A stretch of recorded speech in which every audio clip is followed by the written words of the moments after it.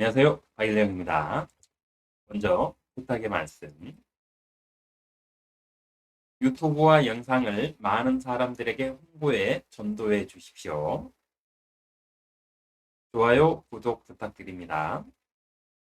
성경 66권을 모두 영상으로 제작할 수 있도록 구독, 회원 가입 후 자발적인 후원을 많이 부탁드리겠습니다. 네, 오늘은요, 홍수 이후에, 노아의 홍수 이후에 달라진 것들을 한번 살펴보도록 하겠습니다. 왜냐하면 제일 처음에 시작은 아담으로 시작이 됐죠. 아담에게 약속하신 것들도 있고, 아담에게 저주하신 것들도 있고요. 근데 그 세상이 홍수로 싹 끝나죠. 그리고 노아부터 해가지고 다시 하나님께서 사람들에게 노아의 가족에게 복을 주시면서 어, 어떻게 해라 이렇게 말씀하셨어요. 그래서 우리가 살고 있는 이 시대는 이 아담에게 주었던 복의 시대보다는 노아에게 약속했던 복의 시대들, 또 더 가다 보면 이제 아브라함에게 약속했던 복의 시대가 또 나와요. 그게 뭐냐면 성경은 계속해서 변화해 갑니다. 성경은 어떤 그 종교라고 생각하시면 안 돼요. 성경은 하나님이 인격체이시기 때문에 인격을 가지신 분이에요. 하나님이 신격을 가지신 분이기 때문에 인격을 가진 사람들하고 자꾸 이렇게 소통을 하면서 그때그때 그 상황에 맞게끔 최대한 인간에게 맞춰주세요. 그러면서 하나님이 정한 복도 조금 이렇게 막 수정을 해주세요. 인간 위주로. 왜냐하면 인간들이 이 정도도 안 되나? 이 정도도 안 되나? 이 정도로 또 노력하기를 싫어하나? 하는 것들을 계속 보시면서 계속 거기에 대해서 계속 양보하시고 하면서 사람에게 주신 복들이 계속 이렇게 변화가 이루어집니다. 근데 이 변화가 언제 가장 크게 이루어지느냐? 오늘 다룰 노아의 홍수 이후에 가장 크게 이루어집니다. 그래서 이 내용들을 오늘 자세히 한번 살펴보도록 하고요. 그리고 일반적으로 이렇게 인간 세상에 대한 것들은 노아에게 약속하신 걸로 이제 끝이 나고요. 그리고 다음에 나올 아브라함과의 언약 있죠. 아브라함과의 약속은요, 이 세상에 대한 약속이 아니라 하늘나라의 영원한 나라에 대한 약속으로 이루어집니다. 네, 그래서 이런 부분들도 한번 어, 아담에게는 이렇게 약속하셨고, 노아에게는 이런 것들을 약속하셨고, 아브라함에게는 이런 것들을 약속하셨고, 예수님이 오셔가지고는 우리에게는 이런 것들을 약속하셨구나 하고 이런 것들을 비교 분석을 하면서 성경을 읽으면 성경이 지루하거나 어렵거나 그렇지는 않습니다. 보물찾기와 같아요. 아주 하나를 딱 찾아가지고 짝을 찾아놓으면은요, 엄청나게 즐거워요. 행복하고. 해서 이런 기준들을 하나하나 제가 공부한 스타일대로 여러분과 공유할 테니까 한번 좀 이렇게 여러분도 한번 참고하셔가지고 성경 읽을 때 한번 참고해서 읽으시면 더 재미나게 성경을 읽을 수 있을 겁니다. 자, 그럼 시작을 해볼까요? 자, 홍수 이후에 달라진 것들은 무엇들이 있을까요? 창세기 8장 21절 주께서 그 향기를 맡으시고 주께서 그 마음속으로 말씀하시기를 내가 다시는 사람으로 인하여 땅을 저주하지 않으리니 이는 사람의 마음의 상상이 어려서부터 악함이라 내가 다시는 내가 행한 것과 같이 살아있는 모든 것을 죽이지 아니하리라고 말씀하세요. 하나님이 창조하신 작품으로 창조하신 이 세상을 사람 때문에 홍수로 쓸어버리셨잖아요. 그 아름답던 동산과 같은 지구를 하나님의 동산이었던 지구를 홍수를 통해서 아예 그냥 다 쓸어버리시고 부수시고 이 이때 노아의 홍수 때 사람과 생명체들만 벌을 받은 게 아니고요. 이 지구 자체가 파괴가 됐어요. 이 지구 자체가 제일 처음에는 하나님의 동산으로 굉장히 아름다운 작품으로 만드신 곳이거든요. 근데 이 홍수를 통해서 완전히 지구 자체가 망가지게 됩니다. 해서 이런 말씀을 하시는 거예요. 내가 다시는 사람 때문에 땅을 저주하지 않겠다. 내가 이 사람들 때문에 내가 만든 이 작품인 이 지구와 이 우주를 저주하지 않겠다. 이렇게 말씀을 하세요. 왜 그렇게 되는지, 왜 이렇게 제가 해석을 하는지 지금부터 살펴드립니다. 그 마음속으로 말씀하시기를 먼저, 그 마음속으로 말씀하시기를 이라고 기록되어 있죠. 그럼 여기서 또 한 가지 우리가 알 수 있는 건 성경 저자가 누구인가를 알 수가 있어요. 만약에 일반 신학자들이나 신학 박사들이 논쟁하면서 지네들끼리 뭐 박사학위 몇 개씩 막 주고받고 하는, 그러면서 막 떠들어대는 성경 저자가 누구냐? 뭐 그 성경은 누가 그 누가 기록했다 이러면서 성경에 나오는 저자들 이름을 사용하면서 마치 그 사람들이 쓴 것처럼 떠들어대잖아요. 근데 다 헛소리예요. 만약에 창세기를 모세가 조상들한테 전해들은 이야기를 모아가지고 기록을 했다. 신학자들 말만 따나 인정이 해서 그렇게 됐다. 그러면 하나 여기서 물어볼게요. 그 마음속으로 말씀하시기를 이라고 했어요. 하나님이 마음속으로 말씀하신 것을 모세가 어떻게 알고 기록했을까요? 말이 안 되잖아요. 그래서 창세기의 기록자는 모세가 아니에요. 모세가 썼지만은 모세의 손을 통해서 글로 성경으로 기록은 했지만 모세에게 기록하라고 일일이 창조의 첫째 날부터 태초부터 시작해서 쭉 말씀해 주신 분이 누구다? 하나님이다. 성경적으로 추론해 보면 언제 이런 일이 있었을까? 모세가 시내산에서 40일 동안 하나님과 대화했을 때, 이때 성경을 기록했을 것이고, 두 번째도 올라가서 40일 동안 있었잖아요. 그때는 아마도 하나님이 주시는 율법들을 기록했을 거예요. 저는 이렇게 추론하고 있어요. 모세가 하나님의 말씀을 직접 듣지 않고 이 성경을 기록했다고 그러면은 그 마음속으로 말씀하시기를 이런 표현을 쓸 수가 없어요. 네, 그래서 성경의 저자는 누구다? 하나님이시다. 하나님께서 직접 명령하셔서 기록했다. 그래서 성경에 대해서 처음에 성경을 어떻게 읽어야 되느냐, 두 번째 강의에 다 나와 있으니까 한번 참고해서 읽어보세요. 자, 모세가 창세기를 기록할 때 조상들에게 전해 들은 것을 모아서 기록했다고 말하는 모든 신학 박사들은 이 구절을 다시 한번 읽어봐야 될 것입니다.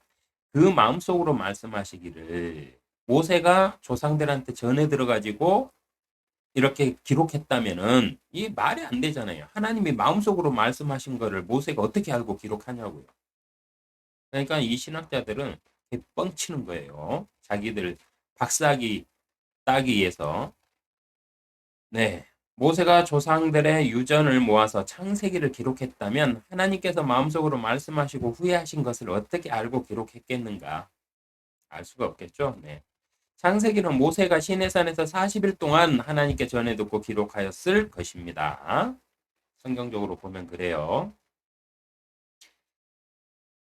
자, 창세기 9장 9절을 봅시다. 보라, 내가 내 언약을 너희와 너희 뒤에 올 너희 씨와 10절, 너희와 함께한 모든 생물 곧 새와 가축과 너희와 함께한 땅의 모든 짐승과 세우리니 곧 방주에서 나온 모든 것으로부터 땅의 모든 짐승에게니라. 내가 구름 속에 내 무지개를 두노니 그것이 나와 땅과의 언약의 표가 되리라고 말씀하셨어요.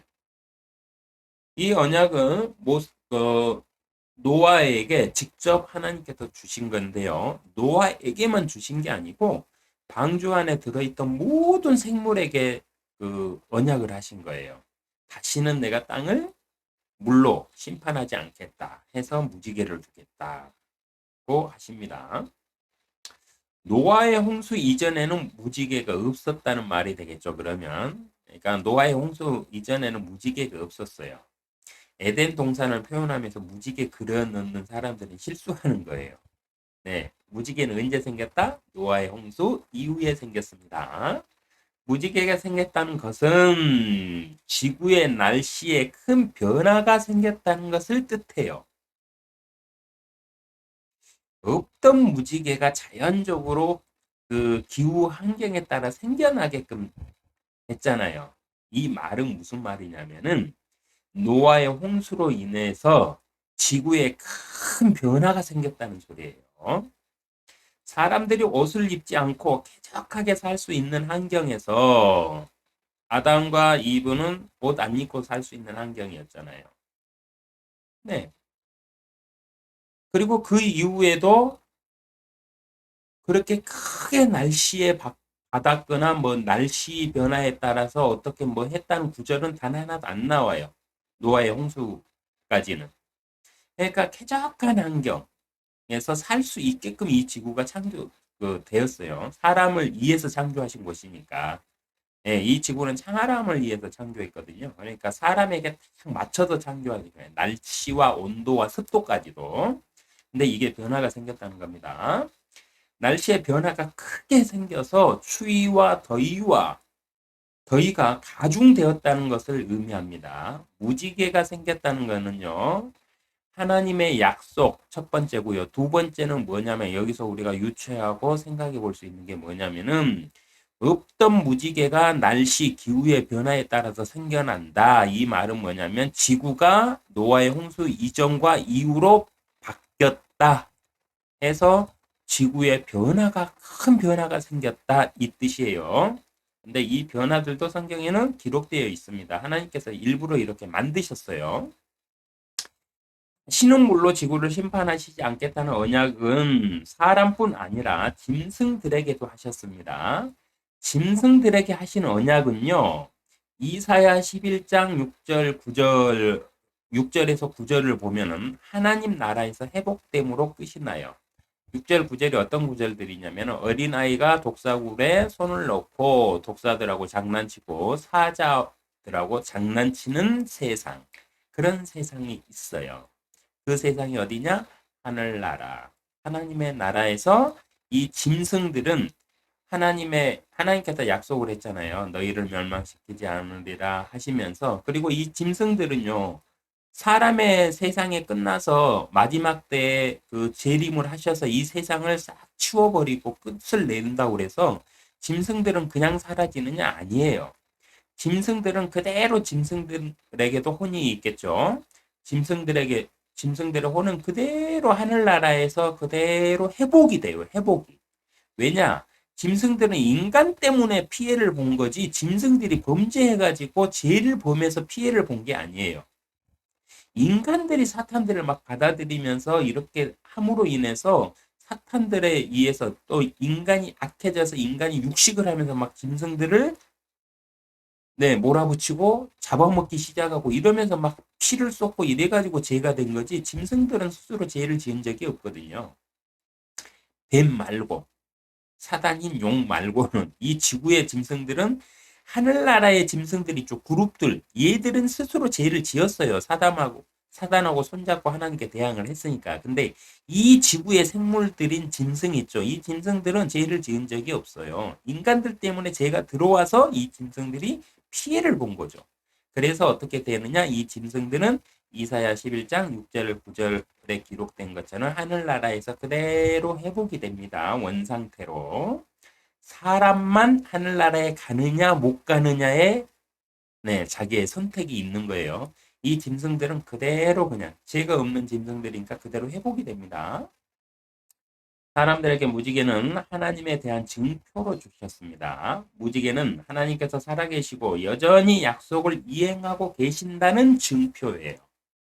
무지개를 왜 두셨느냐? 그러면은 사람이 악함을 아셨잖아요.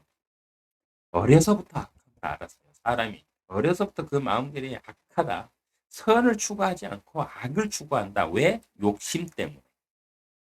사람들은 자신의 욕심을 충족하면서 욕심을 채우고 욕심을 이루기 위해서 살아요. 그걸 고급스럽게 표현을 해가지고 꿈이라고 말들을 하고 비전이라고 말들을 하죠.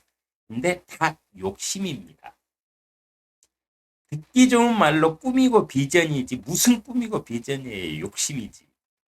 그렇게 안 산다고 뭐 사람이 뭐 잘못돼요? 아니잖아요. 꿈을 정해요. 꿈이라고 포장해서 자기 욕심을 정해요. 그래서 그 욕심을 향해서 전투적으로 살아가는 게 사람이에요.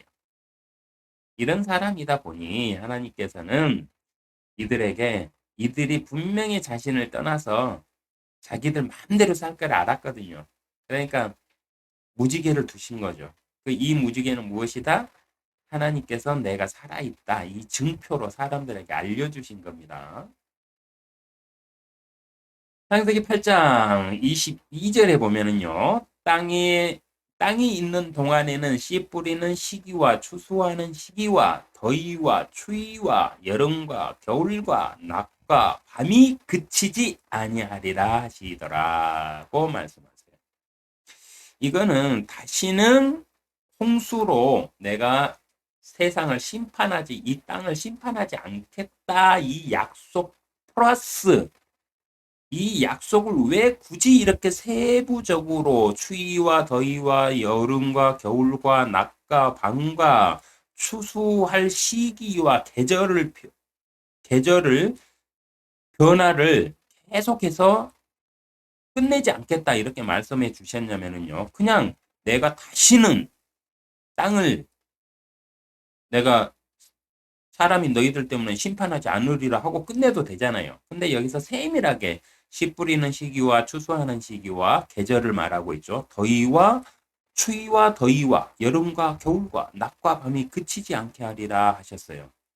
이게 뭐냐면은 이 홍수로 인해 가지고 지구가 변화하였다는 소리예요.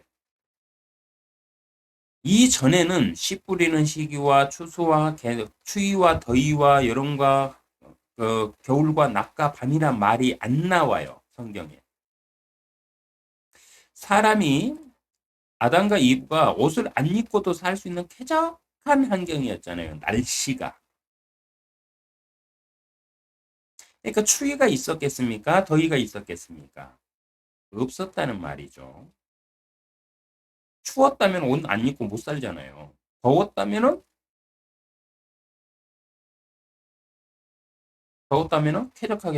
더웠다면 어떻게 해야죠? 예, 그늘에 가서 숨어 있어야 되나요? 네, 하여튼간 추위는 없었겠죠. 네. 그리고 추위가 없고 더위가 없으니까 여름과 겨울도 없었겠죠. 낮과 밤은 있었겠죠.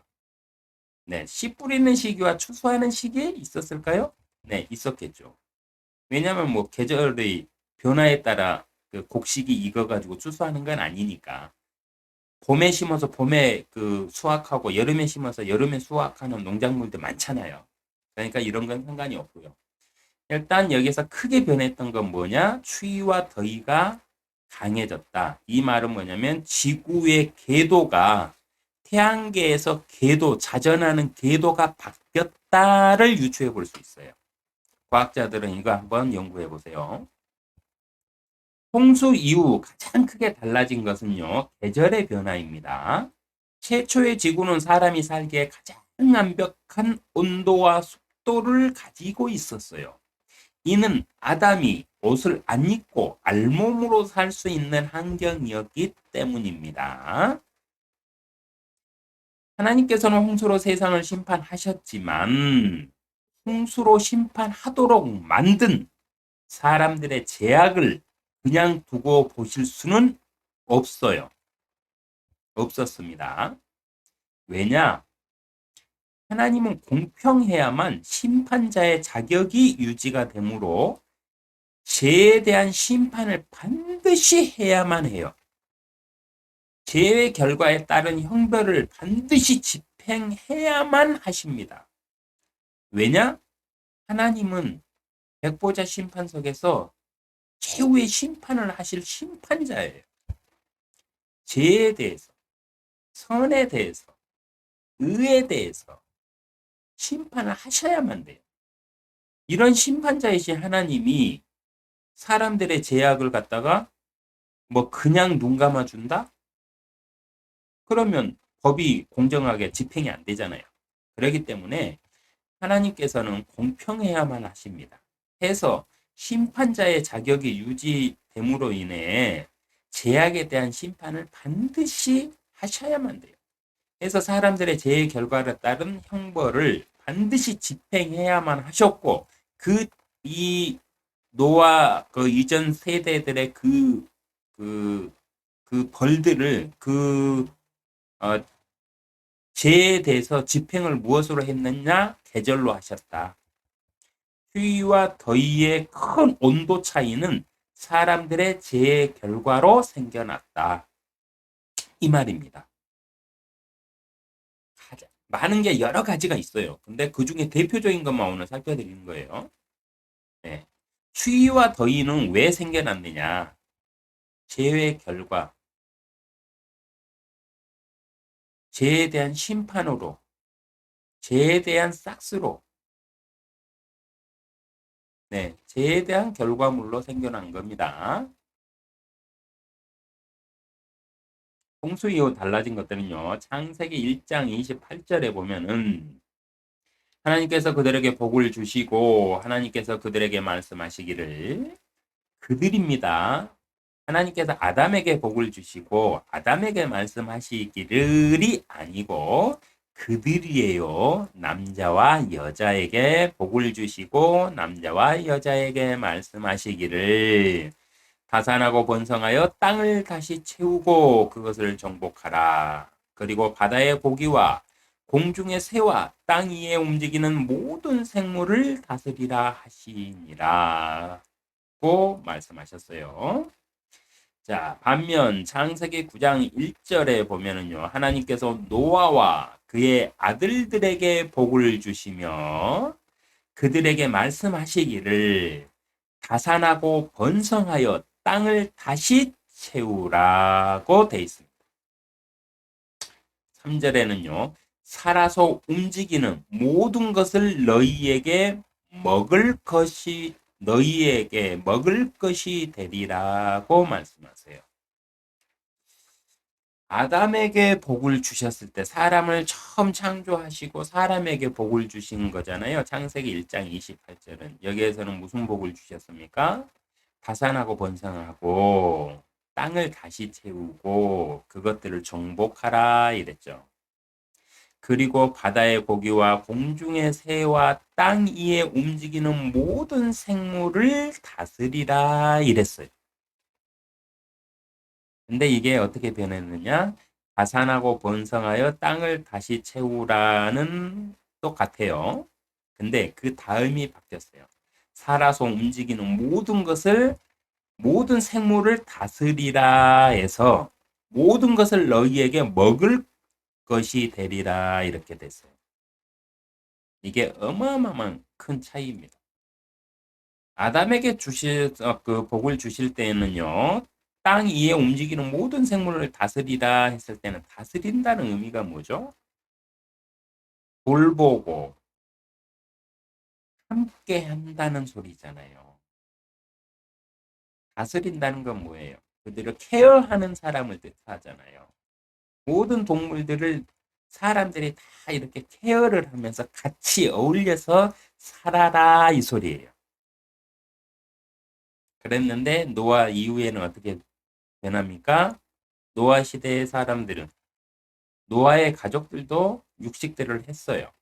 그래서 사단이 들어옴으로 인해서 사람들이 육식화되고 사람의 하나님이 최초에 창조하셨던 사람들의 변질이 일어났잖아요. 그래서 흑인이 생겨나고 이렇게 변질이 되고 그랬어요. 그러니까 이거를 어떻게 그 사람을 다시 뭐 죽이고 다시 그 창조하기 전에는 회복이 안 돼요. 이미 유전자에 각인이 돼 버렸으니까. 사람들이 하는 것들은 있잖아요. 복과 뭐 어떤 행위들과 저주 이런 것들 있잖아요. 이런 것들은 그 사람에게서 그 자식들에게 유전자로 전해지게 돼 있습니다. 그래서 사람의 타락한 습성이 있죠. 이것도 선조들에게서부터 계속 대물림이 돼요. 그래서 그걸 누가 끊어내느냐의 싸움이에요. 신앙생활은. 사람은 악하게 태어났어요. 어려서부터 악해요. 왜? 부모들에게서부터 우리 조상들에게서부터 악한 유전자가 우리 안에서 계속 들끓으면서 살아서 유전이 되기 때문에 그래요. 근데 이걸 누가 끊어내느냐의 싸움이 신앙생활입니다. 그래서 크게 달라진 건 이거예요. 가산하고 번성은 하나 똑같이 아담에게 복을 주실 때하고 노아와 그 가족에게 복을 주실 때 똑같은 복은 가산하고 번성을 하는 거예요. 근데 여기서 사라진 건 뭐냐? 정복하는 권한이 사라졌어요. 아담에게는 다산하고 번성하여 땅을 다시 채우고 그것을 정복하라 이랬잖아요. 근데 여기에서는 그 말이 쏙 빠졌습니다. 이유는 하나님께서 말씀하신 정복의 개념을 알아야 이해를 할 수가 있어요. 하나님께서 정복하라고 말씀하시는 것은 우리가 알고 그 사전적 의미로 쓰는 정복의 개념하고 조금 틀립니다. 이사야 11장 8절에 보면요. 또 젖먹는 아이가 독사의 구멍에서 장난하며 젖된 아이가 독사의 굴에 손을 넣으리라. 좀 전에 제가 말씀드렸죠. 동물들은 하늘나라에서 회복된다. 그리고 이 동물들과 어린아이들은 이렇게 장난치면서 노는 것이 원래 하나님의 창조의 세계였다. 그리고 나중에 회복되면 하늘나라에서는 이렇게 또 살 것이다.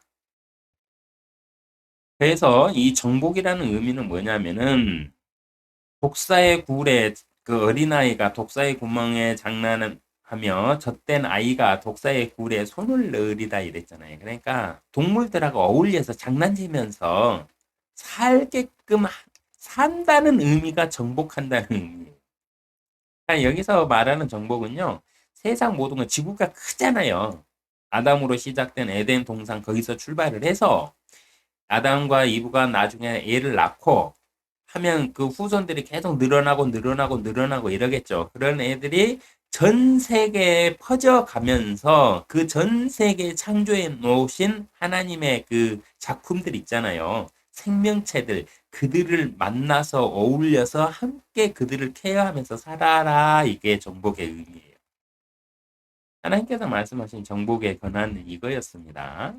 우리가 사전적으로 알고 있는 다스린다 해가지고 뭐 짐승들을 우리가 막 통제해갖고 다스리는 게 아니에요. 짐승은 말도 안 통하는데 무슨 뭐 어떻게 통제를 해요. 가축들은 기르면서 통제하면서 기르죠. 그거는 가축들이 따로 정해져 있어요.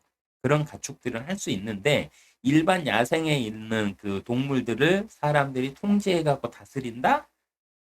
네. 사육사들이 그 야생 호랑이 하나 그 길들여서 다스리는데 평생 걸려서 한다고 그러면 그게 될까요? 그리고 그렇게 길들여 놓으면 호랑이 그 후손인 새끼는 사람의 말을 들을까요? 절대 안 듣습니다. 그래서 여기서 정복하는 권한이 사라졌어요. 정복 대신에 어떻게 됐다? 먹을 것이 되어버렸습니다. 그래서 이만큼 타락했다는 거예요. 달라졌다는 겁니다. 아담의 시대에는요. 이사야 11장 8절 또 젖먹이의 아이가 독사의 구멍에다 장난하며 젖된 아이가 독사의 굴에 손을 넣으리라 했던 시대입니다.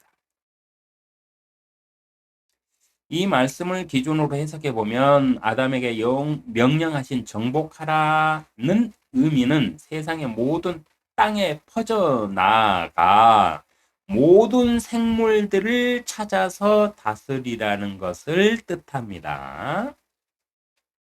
우리가 말하는 정복의 사전적 개념하고 약간 틀려요.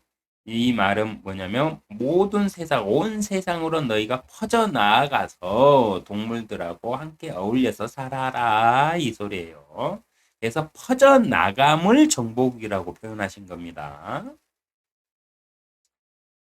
창세기 1장 28절 하나님께서 그들에게 복을 주시고 하나님께서 그들에게 말씀하시기를 다산하고 번성하며 땅을 다시 채우고 그것을 정복하라.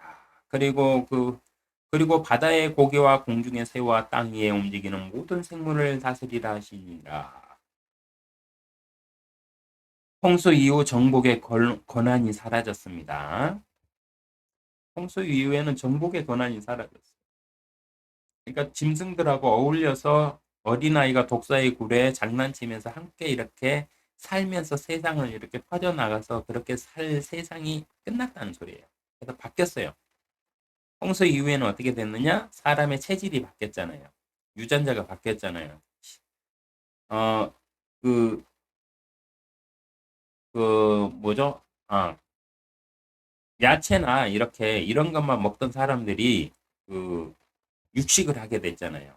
네. 그래서 사람이 자체가 바뀌었기 때문에 홍수 이후에는 그 음식을 정복하고 다스리라는 말이 안 되잖아요. 음식은 그냥 잡아다가 먹는 거지. 네, 이렇게 바뀌었다는 겁니다. 그래서 홍수 이후에는 이 정복의 권한이 사라졌어요. 더 엄밀히 얘기하면은 사단을 받아들이면 하나님의 아들들이 사람들의 딸들이 아름다운 것을 보고 그 사람들에게 들어와 이때부터 바뀌기 시작한 거죠. 네. 사라진 이유는요, 인간과 짐승이 사악하게 되어서 서로를 먹이로 생각하기 때문이에요. 사람만 짐승을 먹이로 생각하느냐? 아니죠.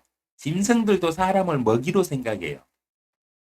사탄에 의해서 그렇게 변질된 겁니다.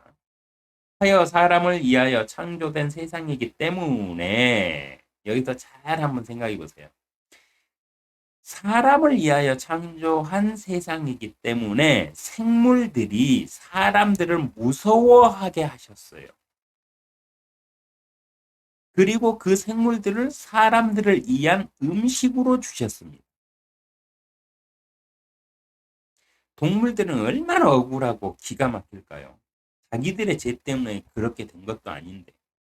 동물들 입장에서는 하나님이 너무 편협하지 않을까요?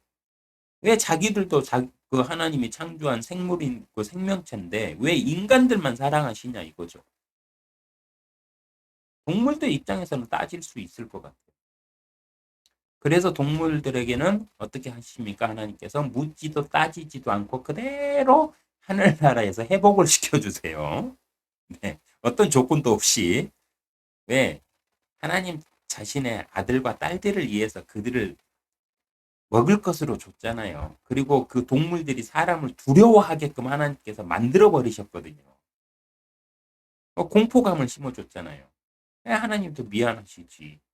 그러니까 동물들한테는 너희가 구세주를 믿고 구원을 받아야 된다 이런 조건을 안 붙이셨어요. 그래서 하나님께서는 네, 사람들을 위해서 창조한 지구이기 때문에 이때 법을 정하실 때 동물들이 모든 생물들이 살아있는 것들이 사람을 두려워하게 만드셨어요. 사람에게 공포를 느끼게끔. 그렇게 만드시고 사람에게는 그들을 먹을 것으로 줘버렸어요. 그러니까 동물들 입장에서는 하나님의 사랑이 인간에게는 하나님의 사랑이지만 동물들 입장에서는 하나님은 굉장히 뭐라 할까요? 불합리하신 분, 독재자, 자신들을 죽음으로 내모신 분, 그러니까 원수 막 이렇게 되겠죠. 사람으로 생각해서 표현한다면. 근데 하나님은 사람을 이렇게 편파적으로 사랑하십니다. 왜냐? 자신의 형상을 따라 자신의 모습대로 사람을 창조하신 사람이 자신의 아들들과 딸들이기 때문에 그래요. 우리 그러잖아요. 내 자식이 우선이지 내가 키우는 개나 고양이나 강아지들이 우선일 수 있습니까? 네, 그거하고 똑같아요. 왜 그거하고 똑같냐? 우리 사람이 하나님의 모습대로 창조돼서 하나님이 생각하고 느끼시는 대로 우리도 일부 그렇게 생각하고 느끼기 때문에 그래요. 그래서 하나님을 어렵게 생각하실 필요 없어요. 하나님을 이해하고 싶잖아요. 그러면 부모의 마음이라든가 사랑과 관련된 사람들의 마음과 그 현상을 한번 잘 생각해 보세요. 그러면 하나님이 이해가 돼요. 왜냐? 사람이 하나님의 형상과 하나님의 모습대로 지어졌어요. 하나님의 유전자로 지어졌다고요. 그러니까 하나님과 비슷해요, 사람이. 좋은 쪽에서는. 나쁜 쪽에서 잘못돼가지고 사탄과 비슷해서 탈이죠. 네, 이겁니다. 채식을 하던 사람과 짐승들에게 육식을 허용하신 이유는요. 이는 사람이 하나님이 창조하신 아담과 같은 체질이 아니며 과일과 열매만 먹어도 살던 사람들이 사탄의 무리들과 결합하면서 변질이 되어서 육식을 하게 되었기 때문입니다. 일부러 짐승을 먹을 것으로 준 것도 아니에요. 일부러 짐승들에게 사람을 무서워하도록 만드신 것도 아니에요. 사람의 체질이 변질되었기 때문에 그래요. 사탄에 의해서 사람이 그렇게 망가졌어요. 하나님이 순수하게 지었던 그 모습을 다 잃어버리고 죄로 인해서 육식을 하면서 막 사람이 그 변이 된 거예요. 변이. 네. 창조론을 주장하는 그 진화론을 주장하는 사람들은 성경에서 진화론을 찾아보면 이런 게 바로 진화론이라고 말할 수 있어요. 하나님이 창조했던 아담의 형상들이 노아의 시대 사단을 받아들임으로 인해서 어떻게 변화하고 어떻게 진화했다. 이렇게 주장해 할 수는 있겠죠. 네, 이렇게 바뀌었어요, 사람이.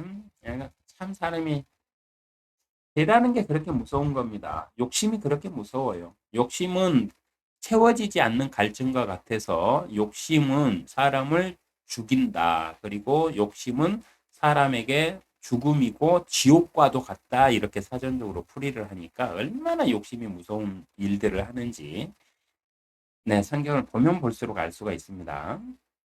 하나님께서는 변질된 사람들의 체질을 아담과 같이 강제로 바꾸시지 않으셨어요.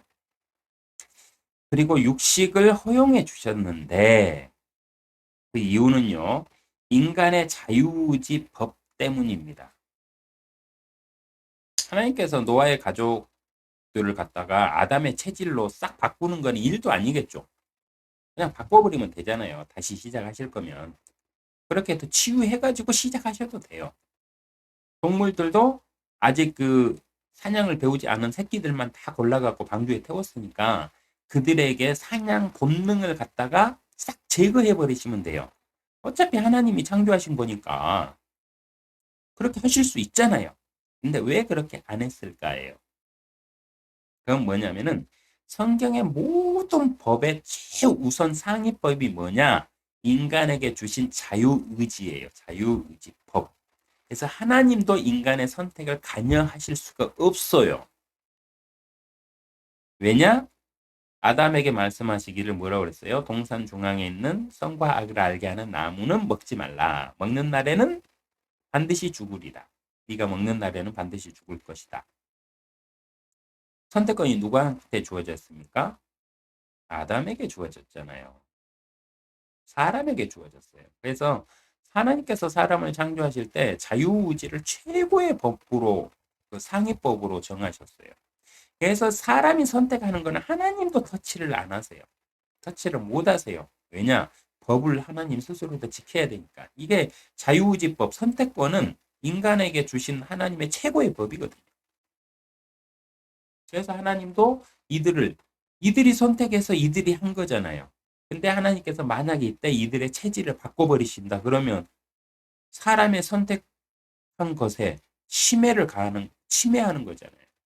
사람들이 선택해서 자유롭게 이렇게 자유의지대로 이렇게 변화되어 왔는데 그거를 갖다 하나님이 고치신다 그러면 그거는 간섭하시는 게 되고 그거는 강제로 그 자유의지에 침해를 가하는 거잖아요. 그래서 하나님은 하실 수가 없었어요. 그래서 육식을 하게 된 인간에게 그냥 자신의 그 창조물인 동물들을 갖다가 먹을 것으로 줘버리신 거예요.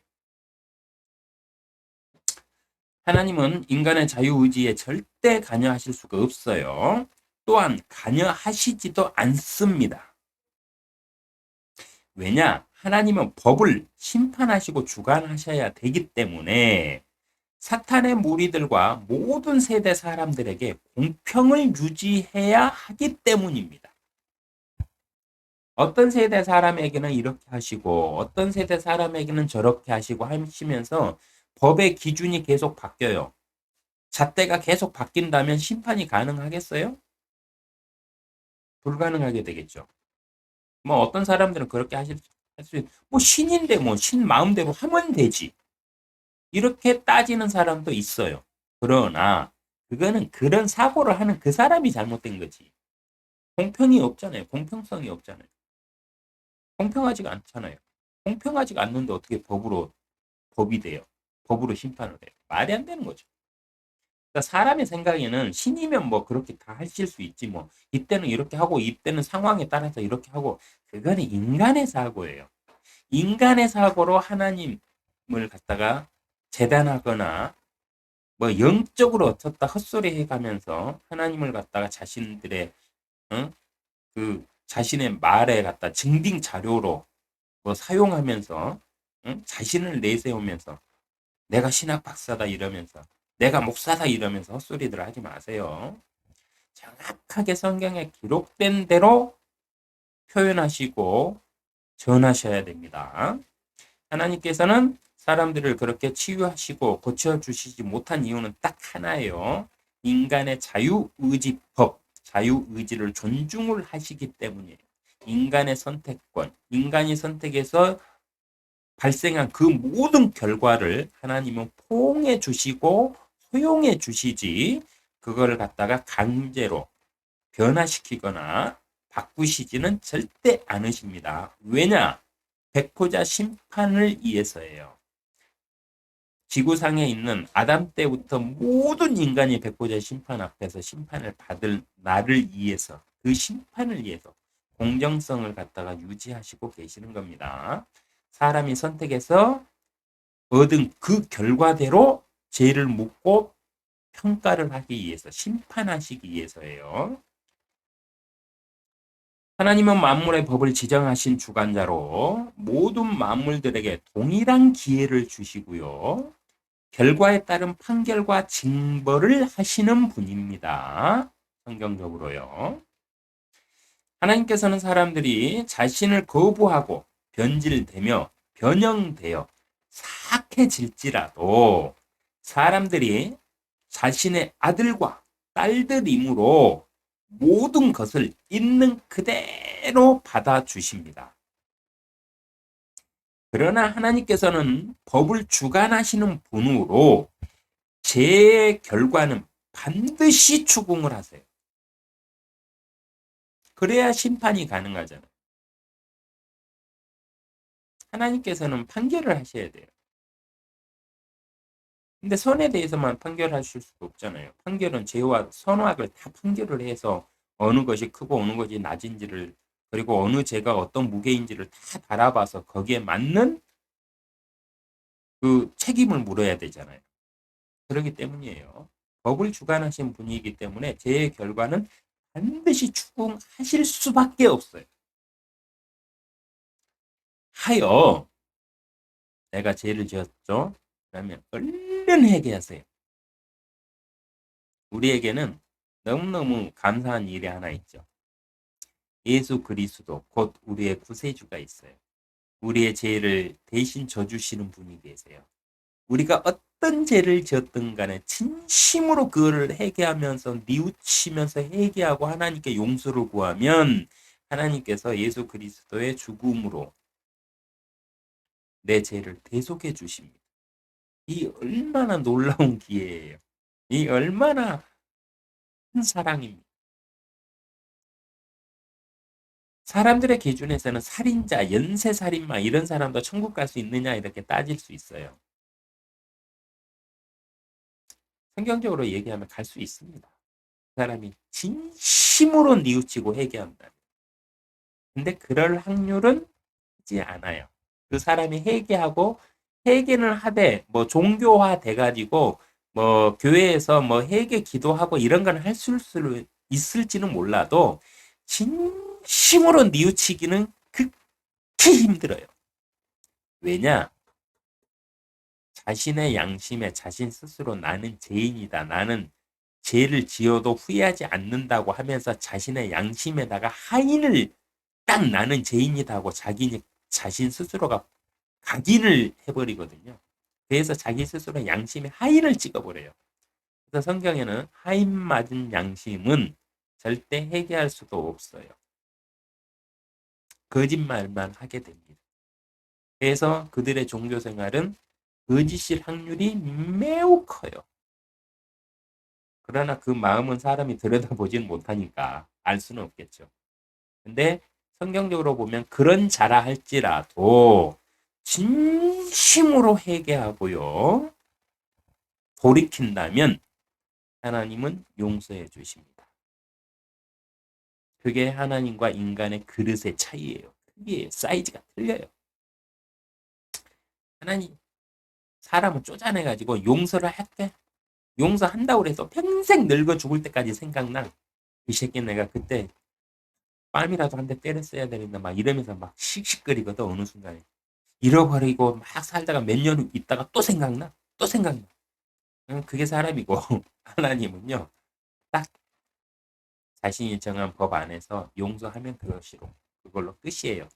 대신 용서를 받았고 성령으로 딱 내가 너를 용서해 주마 했는데 그 사람 스스로가 또다시 죄를 범한다? 그때는 더 이상 기회가 없어요. 네, 그게 성경이에요. 그래서 그러면 관련 구절이 있을 때마다 제가 강조를 해드릴 테니까 한 번 듣고 나면 잘 기억이 안 되잖아요. 그래서 같은 중요하다 싶은 것들은 매 강의마다 제가 이렇게 강조를 할 겁니다. 왜냐하면 우리가 자연스럽게 기억이 될 수 있도록 네, 거기까지 할 거니까 같은 소리 자꾸 하네 하면서 아, 그, 그렇게 생각하지 마시고 저게 중요한 말인가 봐. 저 사람은 저거를 계속 강조를 하네 이러면서 한번 의미 있게 받아들여 주세요. 해서 용서와 회개의 기회를 죽는 그 순간까지 주시는 하나님의 화평이 여러분과 함께하기를 기도합니다.